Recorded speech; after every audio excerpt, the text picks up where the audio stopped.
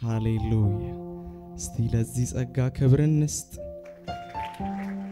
አሁንም ከዚህ በላይ ሁሉ ባለመታዘዝ ተዘጋ ነገር ግን እግዚአብሔር ከራሱ ጀመረ እግዚአብሔር ከራሱ መጣለን በነፃ ተሞክሮ አይደለም የኛ አንዳች ነገር ኑሮበት አይደለም ዘወትር የምንወድሰው እግዚአብሔር በነፃ የጠራው ማህበር ነው ይሄ አሁንም ለእግዚአብሔር ክብር እንሰጣለን አሁንም ለጸጋው ባለጠግነት አሁንም ደካሞችን ለሚያቆም አሁንም የማይችሉትን ለሚያስችል አሁንም ለዚህ ጸጋ ክብር ይሁን አሁንም ለዚህ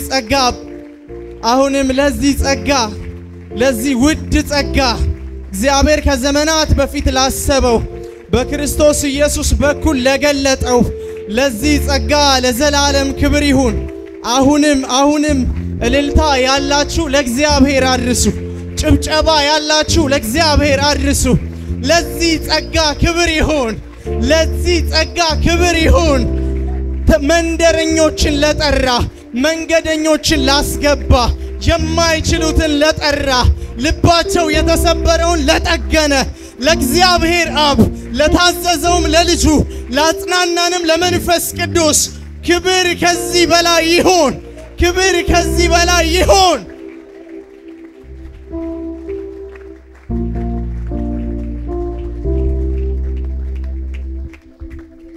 ሃሌሉያ ኢየሱስ ያድናል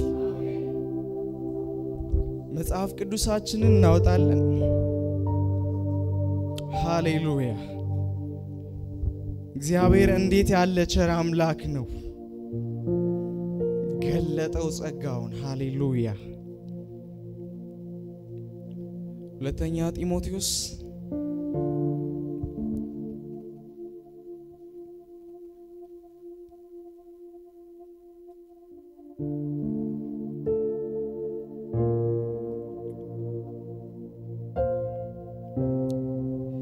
ምዕራፍ 1 ከቁጥር 9 በደንብ ጮክ ብለን እናነባለን ይሄ ጸጋ በጣም መንኮራበት እግዚአብሔር እንደ ትምክህት የሰጠን የኛን የኋላ ታሪክ ቼክ የማያደርግ ሃሌሉያ ድምጻችሁን ከፍ አድርጋችሁ ጀማን አድርገው ተከተሉኝ ያዳነን በቅዱስም ማጠራር የጠራን እግዚአብሔር ነውና ያዳነን በቅዱስም አጠራር የጠራን እግዚአብሔር ነውና ይህም እንደራሱ ሐሳብና ጸጋ መጠን ነው እንጂ እንደ ስራችን መጠን አይደለም ይህም ጸጋ ከዘላለም ዘመናት በፊት በክርስቶስ ኢየሱስ ተሰጠን ክብር ይሁንለት ለዚህ ጸጋ ክብር ይሁንለት ከዘላለም በፊት እንደኛ ስራ ያልሆነ እግዚአብሔር ከራሱ ሐሳብ የጀመረው ይህ ጸጋ ሃሌሉያ እንጸልያለን እስቲ ባርኩት እግዚአብሔርን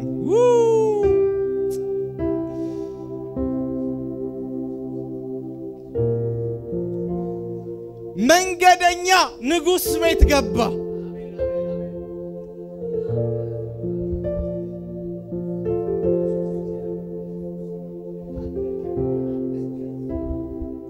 ወይኔ ሃሌሉያ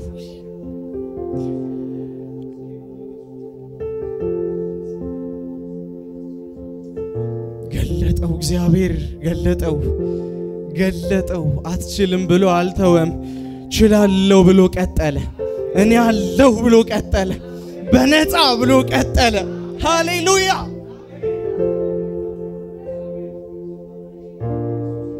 ያልረከሰውን እጅግ ውድ የሆነውን ህይወት ውዱ ጸጋ መጣ በነፃ ውዱ ጌታ መጣ በነፃ እኛ ሰፈር ገባ መንደራችን ገባ ሪስፖንስ ለሌለው ህዝብ ለሙታን እግዚአብሔር መጣ።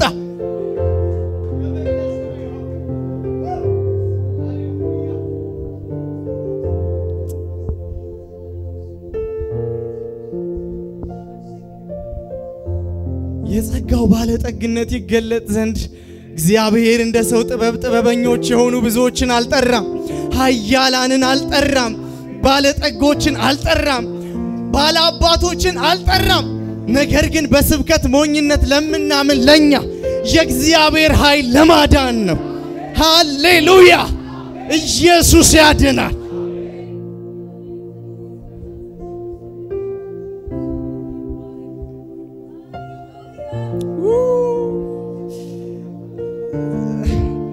ዛሬ ጸጋውን ልንማር አይደለም፣ ክብር ልንሰጥ ነው የመጣ ነው። ልንወድሰው ነው የመጣ ነው። ደግሞ ጸጋ እንዴት ይገርማል ልንለው ነው የመጣ ነው። ሃሌሉያ ሃሌሉያ ሃሌሉያ! ድንቅ ጸጋ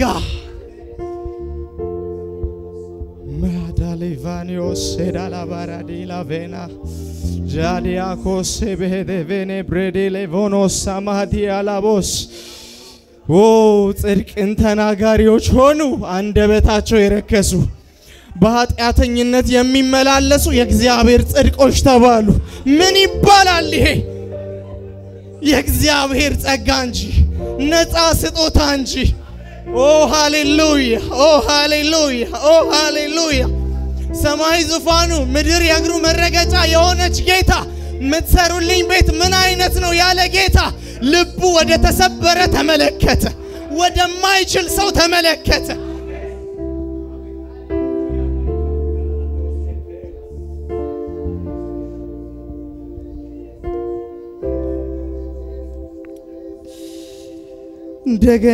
እንደገና እናመሰግንሃለን። እንደገና ስለዚህ ጸጋ እናመሰግንሃለን። እንደገና ስለዚህ የከበረ ስጦታ እናመሰግንሃለን። እንደገና ስለዚህ ውድ ስጦታ እናመሰግንሃለን። በራችንን ስላንኳኳ ውድ ስጦታ እናመሰግንሃለን።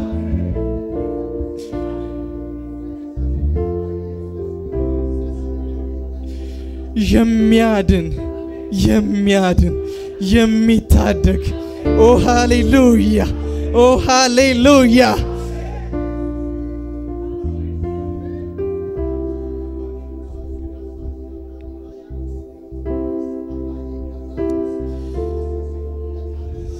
ዘጋው። በእውነት እግዚአብሔር ዘጋው። ያለ መቻልን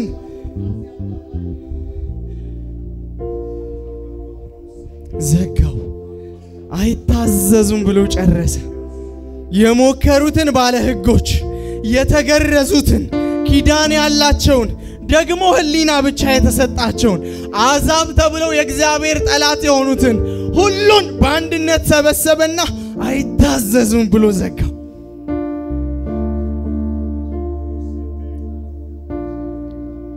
አበዛልን ጸጋው።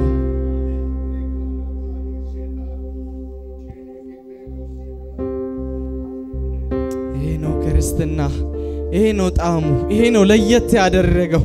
እንደዚህ ቻለም ካልኩሌሽን አልሆነም፣ በሙከራ አልሆነም፣ በነፃ ያስገርማል። ኦ ሃሌሉያ ኦ ሃሌሉያ ኦ ሃሌሉያ! ዘላለማችንን ቀየረው።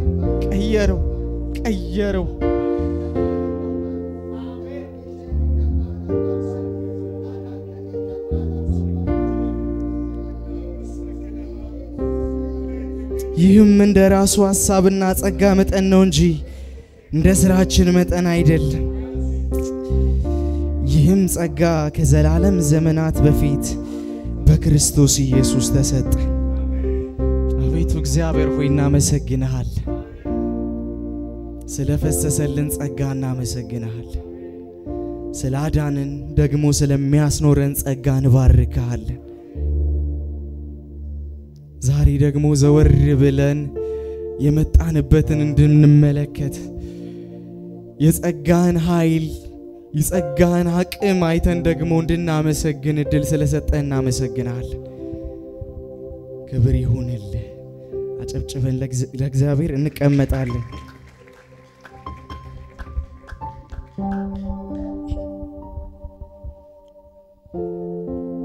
ጌታ ይባረክ። ያው በጸሎት መሃል እንዳልኩት ዛሬ ጸጋን እንደ አዲስ ልንተዋወቀው አይደለም። ነገር ግን እግዚአብሔር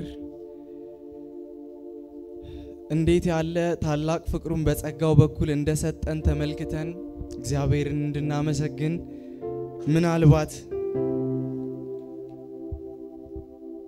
ጸጋውን ደግሞ ይበለጠ እንድናስተውል ነው። ሃሌሉያ። በጣም ትንሽ ደቂቃ ነው የምወስደው።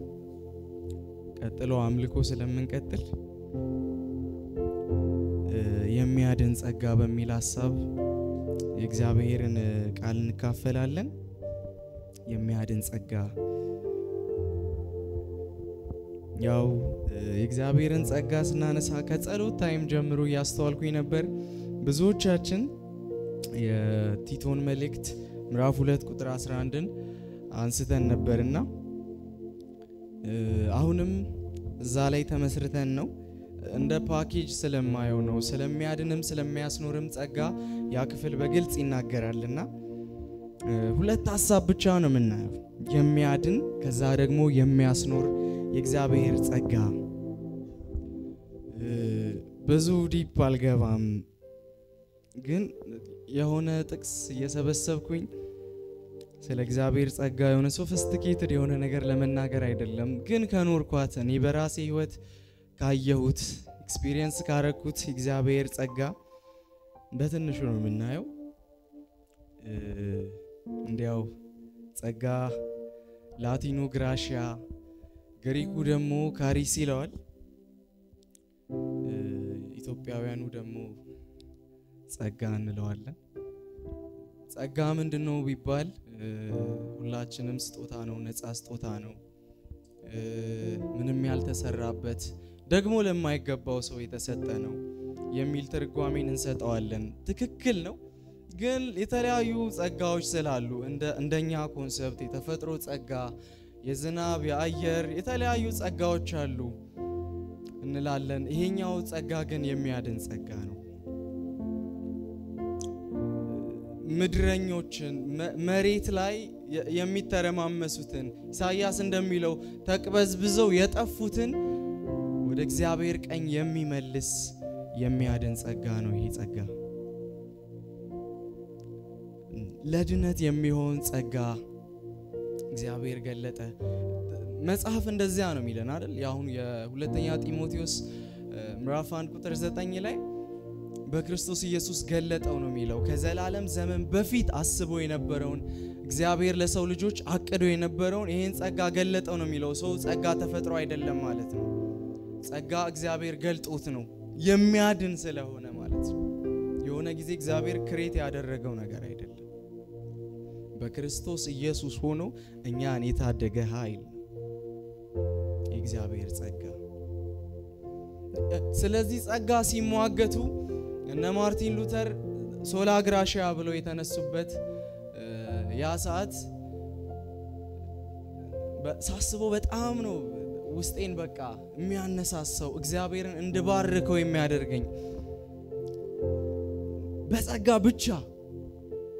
ሃሌሉያ። በጣም የሚገርመኝ እግዚአብሔር የሰጠው ጸጋ የሰውን ያለመቻል ጥግ የሚያመላክት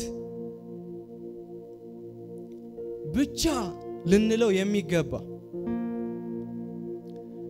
ከተለያዩ ሰሞነኛ ትምህርቶች አንፃር ግን በጸጋ ብቻ ባይባል ምንልበት ሁኔታ አይደለም። በጸጋ ብቻ ግዴታ ልንለው የሚገባ ነው። የድነት ሥራ የተፈጸመበት እውነት ስለሆነ በጸጋ ብቻ ነው የዳን ነው። ልክ ጳውሎስ የገላትያ ሰዎችን እንዳለው ማለት ነው። በጸጋ ብቻ እንደዳኑ ይነግራቸዋል። በዚህ ጸጋ ውስጥ ሰው አለመቻሉን ካላመነ በፍጹም አክሰስ ሊያደርገው አይችልም። ሰው አቅመ ቢስነቱን ካላመነ እንደማይችል ካላመነ በፍጹም የእግዚአብሔርን ጸጋ አክሰስ ሊያደርግ አይችልም።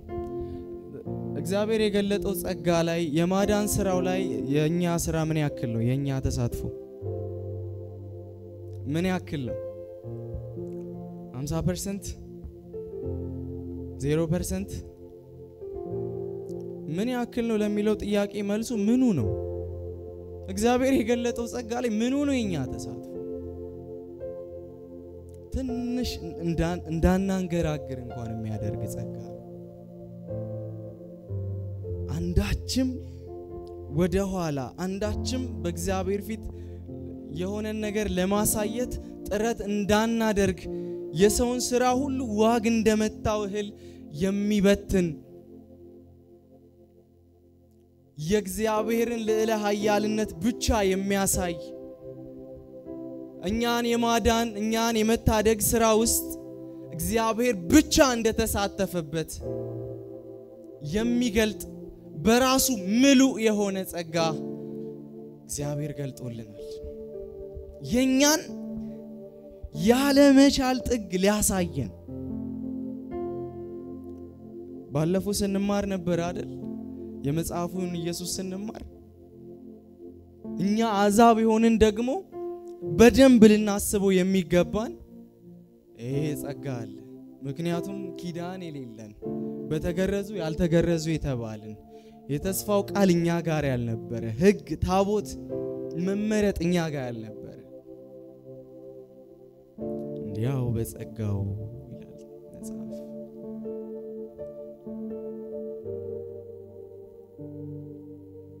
በጣም ይገርመኛል። ቀደም ስለው ነበረ ሙከራ ነበረ ለመዳን ሙከራ ነበረ። እግዚአብሔር ፊት ራስን ለማቅረብ ሙከራ ነበረ። ጳውሎስ ግን እንዲህ ይላል ሮሜ መጽሐፍ ላይ ሕጉ የተሰጠው ለፍርድ ነው ይላል። ስሜ ያለው ነበር ቀደም። ሕግ ፍርድን ለማምጣት ብቻ ነው የተሰጠው። በፍጹም ሰው ሕግን ፈጽሞ አይድንም። ሕግ መግለጫ ነው። በሽተኝነታችንን መግለጫ ነው። የማንችል መሆናችንን መግለጫ ነው።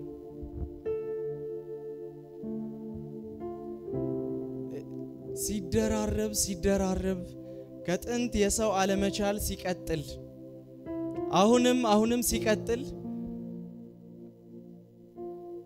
እግዚአብሔር ሰበሰበን አንድ ላይ። ሁላችሁም አትችሉም ማለት እንዴት ደስ ይላል እውነት።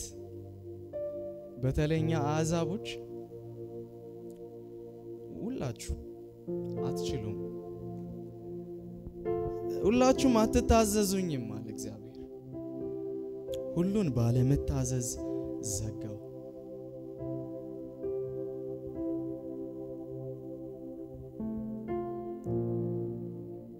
ጸጋውን እንዲገልጥ ጸጋውን እንድንቀበል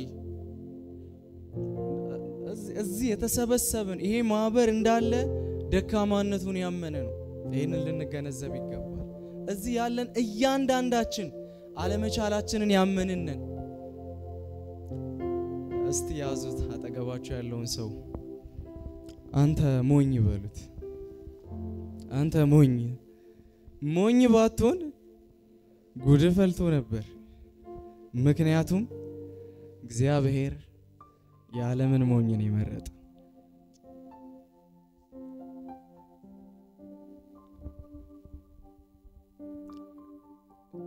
ክርስትና የሚለየው ይሄ እኮ ነው።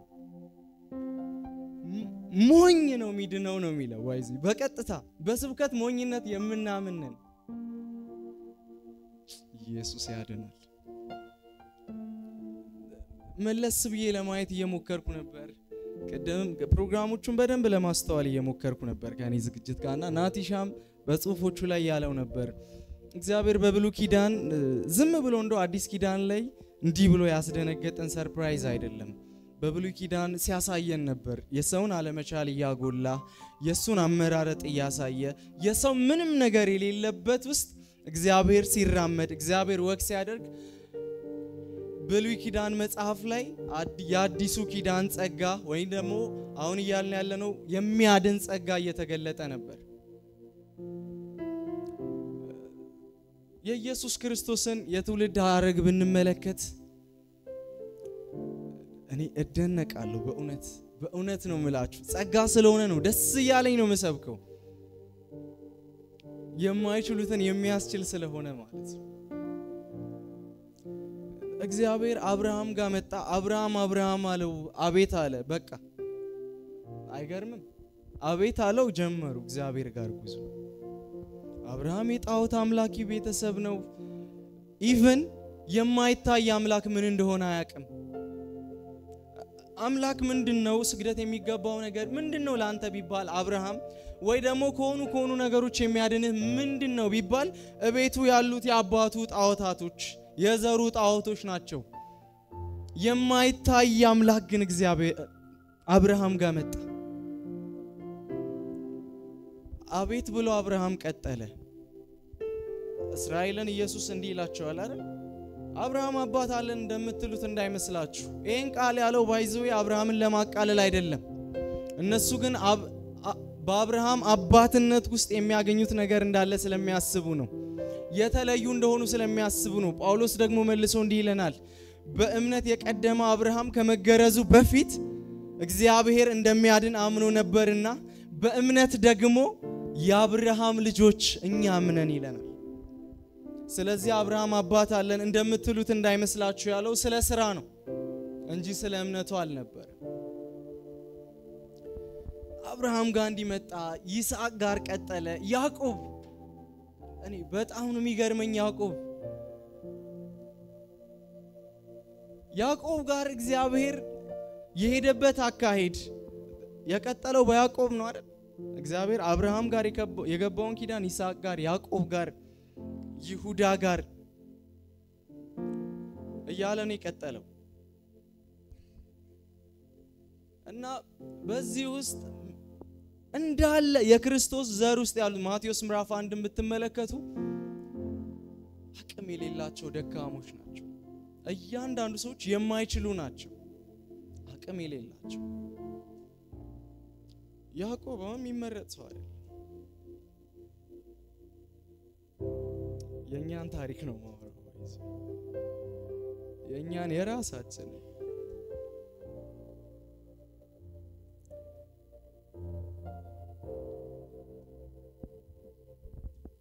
ከያዕቆብ በኋላ በነ ኤፍሬም እግዚአብሔር እንደገና ይቀጥላል። በነ ፋሪስ እግዚአብሔር ይቀጥላል። ፋሪስ የመጀመሪያ ልጅ መሆን የሚገባው አልነበረም። በብሉይ ኪዳን ላይ ስናይ ቀድሞ የሚወጣው ዛራ ነው ተብሎ የዛራ እጅ ስለታየ የዛራ እጅ ላይ ታስሮ ነበረ ጨርቅ። ሲወጣ ይሄ ነው የበኩሩ ልጅ ተብሎ። ነገር ግን እነሱ የጠበቁት አልሆነም፣ እንደ ሰውኛ አልሆነም። ዞርና ፋሪስ ወጣ። አንተ ጥሰህ ወጣሃል አሉት። እኛ እንደጠበቅነው አይደለም አሉት። በዛ የኢየሱስ ክርስቶስ የዘር ሐረግ ቀጠለ። ከነዚህ በላይ ደግሞ የሚያስገርመኝ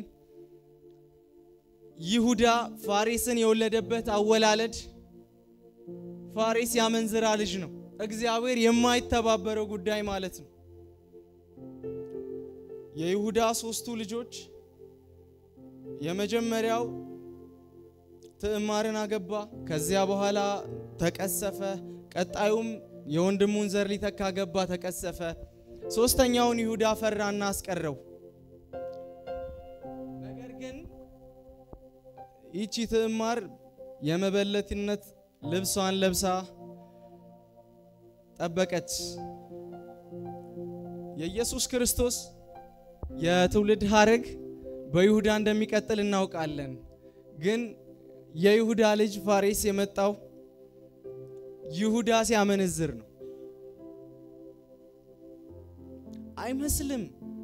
እንደ ሰው እግዚአብሔር እንዴት አይጠነቀቅም ካልን አይመስልም። እኛንም አያገኘን። ይሁዳ ትዕማርን የግልሙትና ልብስ ለብሳ ከእርሷ ጋር ግልሙትና አድርጎ ነው ፋሪስና ዛራን ያረገዘችው። እግዚአብሔር እነዚያ በትክክለኛው መንገድ የመጡ የይሁዳ ልጆች ይያሉ በማይመስል በተእማር ልጅ በልጁ ሚስት ማለት ነው ለአምሮ እንኳን ዊርድ ነው እኛ ስናስብ እግዚአብሔር ግን በዛ ቀጠለ ተመቸው በእኛ መንደር መሄድ ማለፍ እንደተመቸው ማለት ነው ይቀጥላል አሁንም በደካሞች የኢየሱስ ክርስቶስ ትውልድ ይቀጥላል እነ ዳዊት እነ ሰለሞን እነ ሩት የሩት እኮ በጣም ነው የሚገርመው በቃ ድርቀት ነው ማለት እንደኛው ድርቀት አምላክሽ አምላኬ ነው ህዝብሽ ህዝቤ ነው ከዚህ በላይ ጸጋው ምሳሌ የለም ምክንያቱም አይደለችም ሪያሊቲው ያ ነው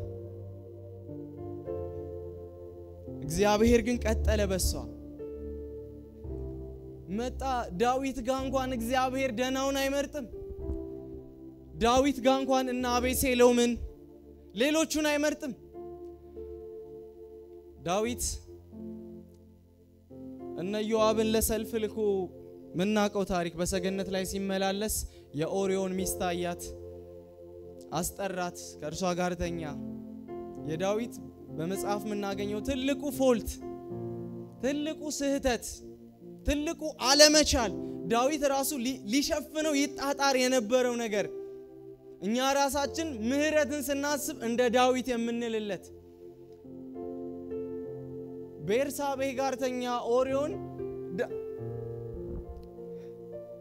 ዳዊት ለመሸፈን ሞክሯል ባይዘው ይሄን ስህተቱ ይሄን አለመቻሉን ዳዊት ለመሸፈን ሞክሯል እንዴት አድርጎ መሰላችሁ ኢዮአብን ኦሪዮን ላከው ከሰልፍ ይምጣ አለ ኦሪዮ መጣ ከዚያ በኋላ ሂድ ሚስትህም ጋር ግባ እረፍ ቤትህም ይለዋል ኦሪዮ ህዝቡ ሰልፍ ላይ ሆኖ እንዴት ነው ያርፋለሁ እንዴትስ ሚስቴ ጋር ገብቼ ተኛለሁ ሁለተኛም ቀን ዳዊት አበላው አሰከረው ድጋሜ እንዲሄድ አደረገው ይሄ ሁሉ ዳዊት ጉዱን ለመሸፈን ያደረገው ስራ ነው አለመቻሉን ለመሸፈን እግዚአብሔር ግን ነው አለ የሚቀጥለው ባለመቻል ነው እግዚአብሔር የሚቀጥለው በሰው አለመቻል ውስጥ ነው ድጋሜ ኦሪዮ ከጥበቆች ጋር በውጭ በድንኳን አደረ ዳዊት ተስፋ ቆረጠ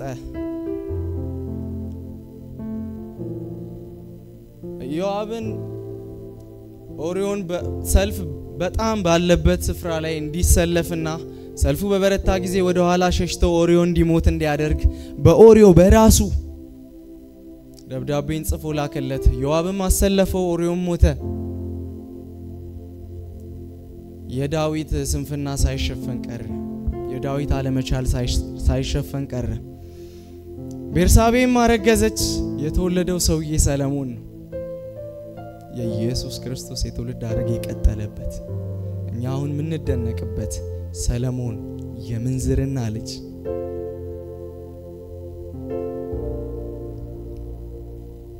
ምንድነው የእግዚአብሔር ሐሳብ የሰውን አለመቻል አሁንም ፍንትው አርጎ ማሳየት ይፈልጋል እግዚአብሔር ዳዊት በሰልፍ በውጊያ ሳኦል ቃል ገብቶለት ያገኛት ሚስቱ ሜልኮል የዳዊት የድሉ ወይ ደግሞ የጀብዱ ሚስት መካን ነበረች በሷ እኮ እግዚአብሔር መቀጠል ይችል ነበር እግዚአብሔር ግን ባለመቻል ነው የሚቀጥለው የጸጋው ባለጠግነት ይገለጥ ዘንድ የኛን አለመቻል እግዚአብሔር መሰረት ያደርጋል ያልኳችሁ ለዚህ ነው እስቲ አትችልም በሉት አትችልም እመነኝ አትችልም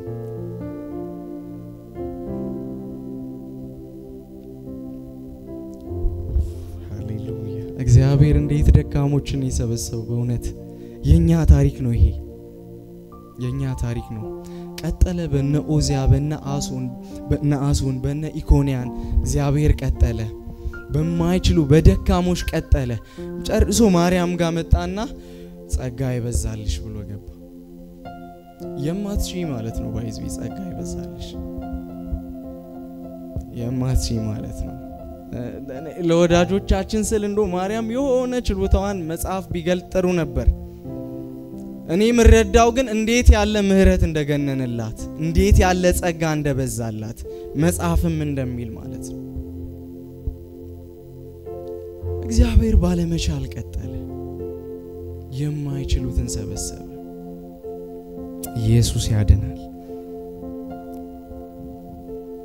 ምንድነው ታዲያ የእግዚአብሔር ጸጋ ሲመጣ እንዴት ነው አክሰስ ምናደርገው? የእግዚአብሔር ጸጋ ተፈጽሞ አይደል የመጣው? ይሄ ምንም ብለር እንዳይሆንብን ጸጋ ማለት በእምነት መዳንና እምነት ያለ ሥራ ከንቱ ነው የሚለው ያዕቆብ ሐሳብ ብዙ እንዳያወዛግበን። ይሄ መዳንን የመስጠት ወይ ደግሞ የመዳንን ሥራ መፈጸም ላይ የእግዚአብሔር ጸጋ ብቻውን የሰራው ጉዳይ ነው። ሌላው እንደ ዳነ ሰውና እንደ ጸደቀ ሰው ጸጋውን እንዳገኘ ሰው ጸጋውን አክሰስ እንደሚያደርግ ሰው የመኖር ጉዳይ ነው እንጂ በፍጹም ሥራ ዋግ እንደመታው እህል ሰገነት ላይ እንደሚበቅል እህል ይላል፣ እንደሚበቅል ሳር ከዛ በታጨደም ጊዜ እፍኝ እንደማይሞላ መልሶ እንደሚደርቅ እንደዚያ ነው የኛ ሥራ ተሰብስቦ።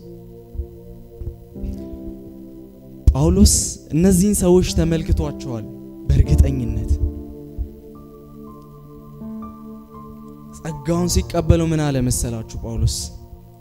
አንደኛ ቆሮንቶስ ምዕራፍ 15 ከቁጥር 1 እስከ 11 ያለው ላይ ስለተገለጠው የክርስቶስ ወንጌል ስለ ክርስቶስ መወለድ ሞትና ትንሣኤ ይሄ ነው ወንጌል ይሄን የተቀበልነው ካለ በኋላ ሲነሳ ለኬፋ ታየ፣ ከዛ በኋላ ለ12 ለሚሆኑ ታየ፣ ከዛ ከ500 በላይ ለሚሆኑ ሰዎች ታየ፣ ከዚያም ለያዕቆብ ታየ፣ ከዚያ ለሐዋርያቱ ሁሉ ታየ። ሲቀጥል ግን እንደ ጭንጋፍ ለመሆን ለኔ ደግሞ ታየ።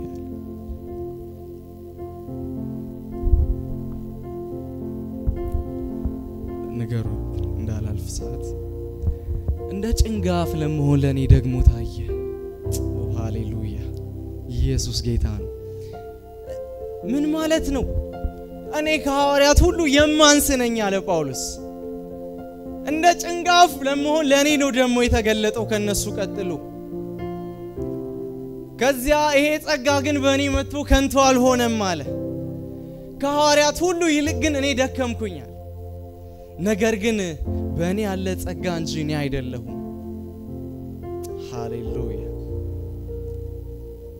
ለጸጋው ክሬዲት መስጠት ማለት እኔ አልችልም ማለት ነው። በእኛ አለመቻል ውስጥ የሚሰራ እኛን ዜሮ አድርጎ አትችሉም ብሎ ጨርሶ የሱን ምሉእነት የሚገልጥ እንደ ጭንጋፍ የምንሆን ስንል ሙሉ እግዚአብሔር ለመግለጥ ይመቸዋል። ሙሉ ጸጋውን እንዲገልጥ ይመቸዋል እግዚአብሔር። እንደ ጭንጋፍ የምንሆን ከሁሉ የምናንስ ስንል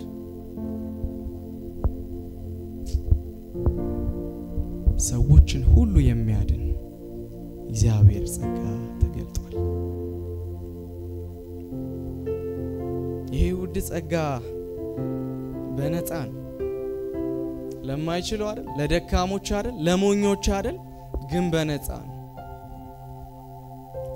እፈራለሁ ዕብራውያን ላይ እንደሚል ማለት ነው የጸጋውን መንፈስ እንዳናክፋፋ እፈራለሁ። የጸጋውን መንፈስ ማክፋፋት ማለት የእግዚአብሔርን ጸጋ ምሉእነት ተንተርሰን ለምንሰራው የበለጠ ድካምና ኃጢያት ይህን ጸጋ ምክንያት የምናደርግና እንድንቀጥልበትም አመክንዮ አድርገን ስናቀርበው ይህንን ጸጋ ያኔ ጸጋውን ማክፋፋት ይባላል። ምክንያቱም ጸጋው አድኖን ብቻ እስቲ ጉዳችሁን ልይ የሚል አይደለም፣ ደግሞ የሚያስኖር። ቲቶ መጽሐፍ እንደዛ ነው የሚለው። ኃጢአተኝነትንና ዓለማዊ ምኞትን ክደን የተባረከውን ተስፋችንን የታላቁን የአምላካችንና የመድኃኒታችንን የኢየሱስ ክርስቶስን የክብር መገለጥ እየጠበቅን ራሳችንን በመግዛትና እግዚአብሔርንም በመምሰል በአሁኑ ዘመን እንድንኖር ያስተምረናል። ደግሞ የሚያስኖር ነው። እንዴት ነው በዚህ ጸጋ የምንኖረው? እንዴት ነው ደግሞ ጸጋውስ የሚያስኖረን ማለት አለብን ባይዘው ለድካማችን ክሬዲት እንዳንሰጥ ማለት ነው። ጸጋውን ከተቀበልን በኋላ ደግሞ ለስንፍናችንና ለመታከታችን ክሬዲት እንዳንሰጥ ጸጋው ደግሞ እንዴት ነው እኛ ጋር የሚቀጥለው? የሚያስኖር ነው እሱ። ቲቶ ምዕራፍ 1 እና ምዕራፍ 2 ላይ ብዙ ስራዎችን ያወራል። ኤጲስቆጶሳትን እንዴት አድርጎ መምረጥ እንዳለበት ለቲቶ ይነግረዋል ጳውሎስ። ከዚያ በኋላ ምዕራፍ 2 ደግሞ በእያንዳንዱ ሰው ሁናቴ ያናኗርን ልክ ያናኗርን ስታንዳርድ ይነግረዋል። ሽማግሌዎች ጭምቶች ይሁኑ፣ ራሳቸውን የሚገዙ ይሁኑ፣ እንዲህ እና እንዲህ ይሁኑ ይላል። አሮጊቶች ደግሞ ለብዙ ወይን ጠጅ ገርሞኛል ይቃል። አሮጊቶች በዛን ዘመን እንዴት እንደሆነ አላቅም፣ ግን ለሽማግሌዎች አይደለም ለብዙ ወይን ጠጅ ያለው ለአሮጊቶች ነውና ለብዙ ወይን ጠጅ የማይጎመጁ ራሳቸውን የሚገዙ ወረኞች ያልሆኑ የማያሙ ይሁኑ ይላል። ከዚያ ደግሞ ቆነጃጅት ሴቶች ቤታቸውን እንዴት ማስተዳደር እንዳለባቸው የሚያውቁ ቤታቸውን የሚወዱ ጭምቶች ይሁኑ ይላል። ጎበዞች ደግሞ ራሳቸውን የሚገዙ ይሁኑ ይላል። እንዲህ በእያንዳንዱ ሁኔታ ከተናገረ በኋላ ነው ድንገት ሰዎችን ሁሉ የሚያድን እግዚአብሔር ጸጋ ተገልጧልና ብሎ የሚቀጥለው። ምን ማለት ነው? እነዚህ ኑሮዎች ከተጠራንና ካመንን በኋላ የምንኖረውን ኑሮ ይሄ ጸጋ ላይ ዲፔንድ አድርገን ካልሆነ የተዘረዘሩት ስታንዳርዶች ድጋሜ እንደ ህግ ነው የሚጥሉን። እናንተ በህግ ልትጸድቁ የምትፈልጉ ከክርስቶስ ተለይታችሁ ከጸጋው ወድቃችኋልና ያለው ጳውሎስ ለዚያ ነው። ምክንያቱም ሰዎቹ በክርስቶስ በማመን ብቻ ይዳናል ካሉ ወዲያ ደግሞ መገረዝም ደግሞ የአይሁድም ሥርዓት ብንይዘው ጥሩ ነው፣ ብንይዘው መልካም ነው፣ ለማዳን የሚሆን በጎ ተግባር ነው፣ እግዚአብሔር አስቀድሞ የሰጠው ትእዛዝ ነውና በማለት ሲደርቡ ከራሳቸው የሚሆንን ነገር ሲደርቡ ከክርስቶስ ጸጋ ወድቃቸዋል አለ። የሚቀጠለውን በጸጋ ነው፣ የሚኖረውን በጸጋ ነው። ጸጋው ካለ አልችልም አለ። ጸጋው እየሰራ ከሆነ አልችልም እያላችሁ ነው። እመኑኝ፣ ጸጋው እየሰራባችሁ ከሆነ ደካማ ነን እያላችሁ ነው። ኢየሱስ ያድናል። ለዛ ነው ጳውሎስ የእግዚአብሔርን ጸጋ አልጥልም ይላቸው። የእግዚአብሔርን ጸጋ አልጥልም፣ ድኜበታለሁ። ስቀጥልም ደግሞ በጸጋው ነው። ስኖርም ደግሞ ሳገለግልም ደግሞ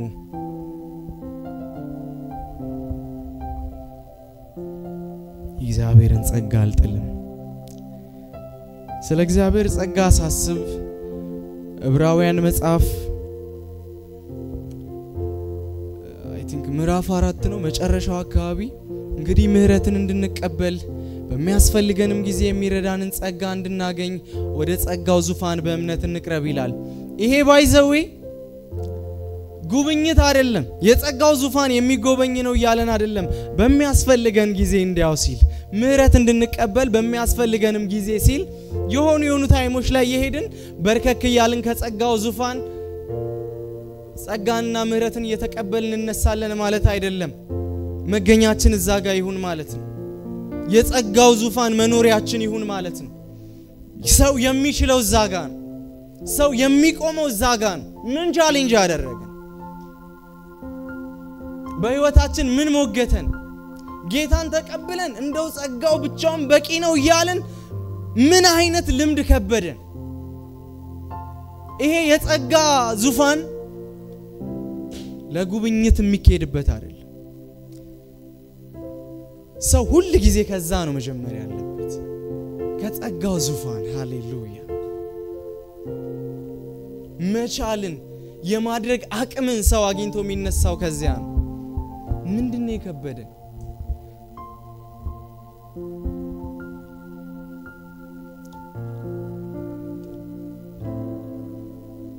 ቤስና ጸሎቱ ይሁን፣ ግን ግልጽ ኃጢያተኝነት ዓለማዊ ምኞትን መተው ለምንድነው የከበደን? እንደ ጭንጋፍ ወደሚሆኑ ነው የመጣው። ስንቀጥልም ይሄንን ጸጋ አክሰስ ለማድረግ አሁንም አለመቻላችንን ማመን አለብን። አሁንም እንደማንችል አሁንም ያለ እግዚአብሔር ጸጋ ብቁዎች እንዳልሆንን ማመን አለብን እያንዳንዳችን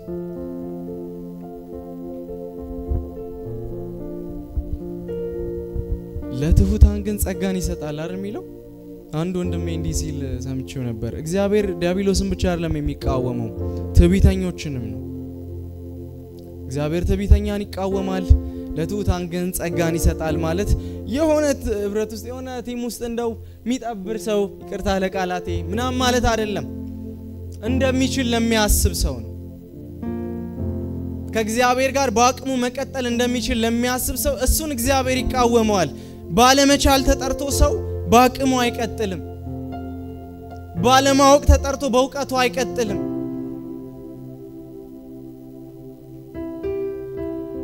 ባለመቻል ነው መንቀጥለው ጸጋው በእኛ ፍጹም እንዲሆን ጳውሎስ እንደዛ አይደል ያለው ይሄን የሥጋ ሞጊያ ከኔ እንዲወስደው ከአንዴም 3 ጊዜ ጸለይኩኝ ግን ጸጋዬ ይበቃሃል አለኝ ኃይሌ በድካም ፍጹም ይሆናል አለኝ እኔም ኃይሉን እንዳይ በድካሜ ልመካ ወዳለሁ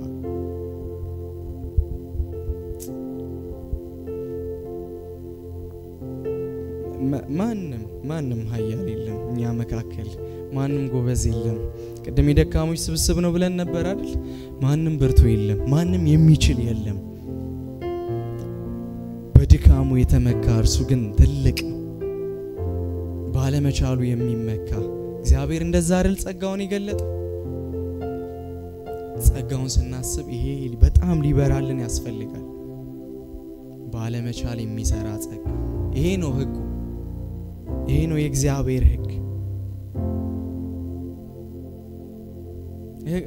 ቀንበሬ ልዝብ ሸክሜም ቀሊል ነው ካለ በኋላ ክርስትና ከበረኝ ካልን እኮ ጥያቄ አለ የቱ ጋር ነው ስተቱ ቀድሞ ብሏል እኔ የዋህ በልቤም ትሁት ነኝና ደግሞ ከኔ ተማሩ ትህትና ባይዘዊ አለመቻላችንን የምንገልጥበት ትልቁ መድረክ ነው የኛን አለመቻል የምንገልጥበት ለእግዚአብሔርም ይሁን ለወንድሞች የምናሳይበት ትልቁ መድረክ ትህትና ነው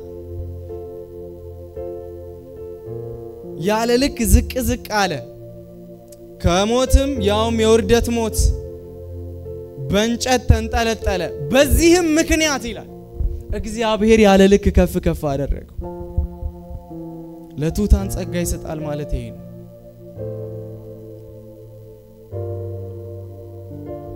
ሁሉ ጊዜ ባለመቻላችን ለሚሰራ ለእግዚአብሔር ክብር ይሁን ሁሉ ጊዜ አትችሉም እያለ ለሚያስቀጥልን ሁሉ ጊዜ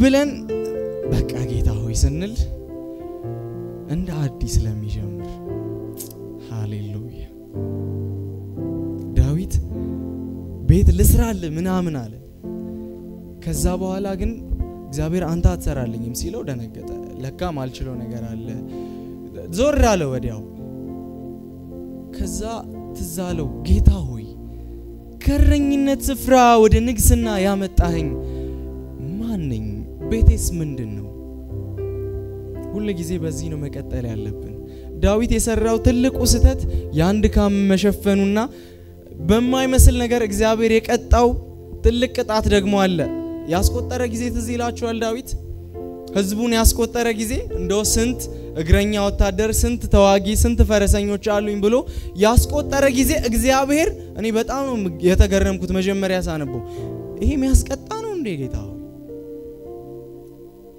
ዳዊት የቀጠለው በራሱ መሰለው ያኔ የቆመው በራሱ መሰለው ንጉስ የሆነው አዛብን ድል ያደረገው በራሱ መሰለው ያን ጊዜ ሲቆጥር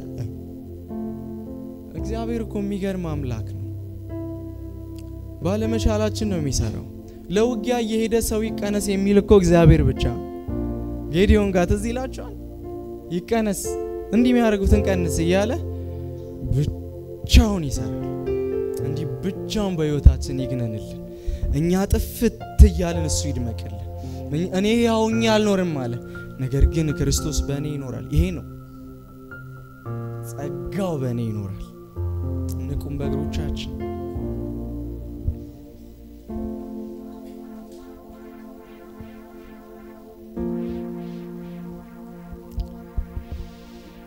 ሰነፍ ነኝ አሁንም ጌታ ሆይ በሉት እስቲ አሁንም አልችልም እኮ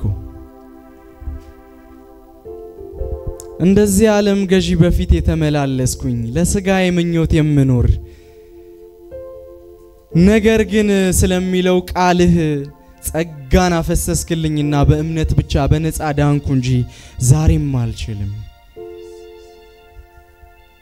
ዛሬም የምቀጥለው በጸጋ ነው ሃሌሉያ ሃሌሉያ በማይችሉ ማዳኑን ለሚገልጥ አቅም በሌላቸው ምሉእነቱን ለሚገልጥ ሰው አልችልም ባለው ቁጥር እችላለሁ እኔ አለሁ ለሚል ለእግዚአብሔር ክብርን ስጡ ሃሌሉያ ሃሌሉያ ሃሌሉያ ባለመቻላችን ሁሌ ለሚሰራ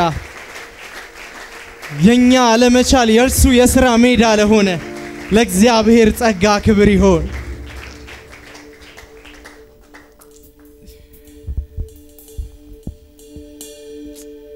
አንችልም ጌታ ሆይ ጸጋ ግን ችሏል ጌታ ሆይ እናመሰግንሃለን ጸጋ ስለቻለ እናመሰግንሃለን በእኛ ድካም ስለተገለጠ ጸጋ እናመሰግንሃለን እግዚአብሔር አምላክ ማንነታችንንና የኋላችንን ቼክ በማያደርግ ሃሌሉያ ያ ሰርግ ደጋሽ ሂዱ አለ መንገደኞችን አስገቡ በጎዳናም ያሉትን አስገቡ ልብሶቻቸውንም ቀይሩ ከድግሴ ላይም ይሰናዱ ይብሉም ይጠጡም ይሄ ነው ታሪካችን ጸጋው ጋር ነው የጀመርነው የተገለጠው ጸጋ ጋር ያዳነን ጸጋ ጋር ነው የጀመርነው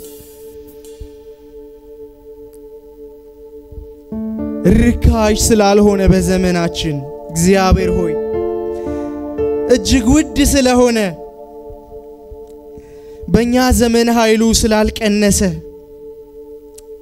በእኛ ትምህርትና በእኛ ማደግ ብዛት ስለማይለወጥ ሁሉ ጊዜም ባለመቻላችን ስለሚሰራ ታላቁ ጸጋ ክብር ይሁንልህ እኛን ለማዳን ስለተገለጠው ጸጋ እናመሰግንሃለን አሁንም ኃይልህ በድካማችን ይገለጥ አሁንም ባለመቻላችን ጸጋ ፍጹም ይሁን እናመሰግንሃለን በጌታ በኢየሱስ ለእግዚአብሔር ክብርን እናመጣለን